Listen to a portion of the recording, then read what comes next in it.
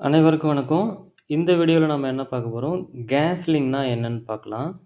Castling என்றது என்னன்னா, ஒரு ஸ்பெஷல் மூவ், ஒரு சிறப்பு நகர்வு. கேஸ்டல்னா அரண்மனைன்னு சொல்லுவாங்க. அரண்மனை, கோட்டை அப்படின்னு சொல்லுவாங்க. எப்பவுமே 2 நாட்டு ராஜாவுக்கு சண்டை நடக்கும்போது, போர் நடக்கும்பொழுது, ஒரு நாட்டு ராஜா என்ன பண்ணுவார்னா, திடீர்னு கோட்டைய மாத்திருவாரு. இந்த கோட்டையில சண்டை போட்டுட்டு இருக்கும்போது, திடீர்னு இந்த கோட்டைய விட்டுட்டு வேற கோட்டைக்கு போயிடுவாரு.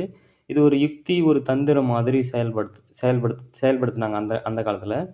இப்ப அதே மாதிரி செஸ் போர்ட்லயும் இந்த கேஸ்லிங் பயன்படுத்துறாங்க. இப்ப யாராவது எதிரி கிங் வந்து சென்டர்ல இருக்கும்போது, நடுவுல இருக்கும்போது எல்லாரும் ஈஸியா அட்டாக் பண்ணுவாங்க.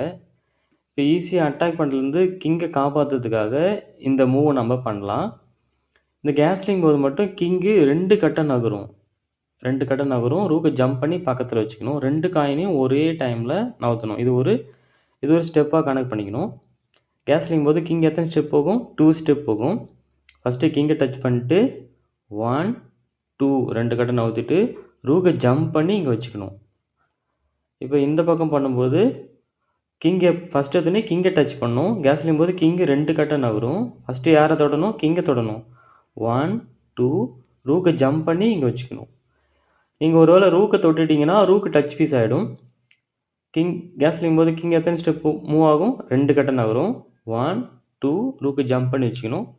இப்ப இந்த பக்கம் நகர்த்தலாம். கேஸ்லிங் போது கிங் எத்தன ஸ்டெப் ஆகும்? 2 கட்டம். 1, 2 ரூக்க ஜம்ப் பண்ணி இங்க வச்சுக்கணும்.